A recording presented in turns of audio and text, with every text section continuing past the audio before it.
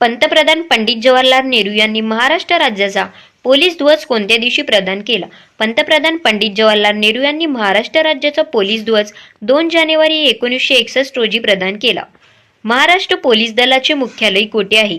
Maharashtra police दलाचे मुख्यालय मुंबई येथे आहे. महाराष्ट्र पोलीस दलाच्या ध्वजाचा रंग कोणता आहे? महाराष्ट्र पोलीस दलाच्या ध्वजाचा रंग गर्दन निळा आहे. महाराष्ट्र पोलीस ध्वजातील पारंपरिक चिन्ह कोणते? महाराष्ट्र पोलीस ध्वजातील पारंपरिक चिन्ह पंचकोनी तारा आहे. जिल्हा स्तरावरील पोलीस खात्याचा प्रमुख कोण असतो? जिल्हा स्तरावरील पोलीस खात्याचा प्रमुख पोलीस अधीक्षक असतात. महाराष्ट्र पोलीस अकॅडमी कोठे आहे? महाराष्ट्र पोलीस अकॅडमी नाशिक येथे आहे. भारतीय पोलीस कायदा हा कोणत्या वर्षीचा आहे? भारतीय पोलीस कायदा हा 1861 या वर्षीचा आहे. FIR याचे फुल फॉर्म काय आहे? फर्स्ट इन्फॉर्मेशन रिपोर्ट आहे.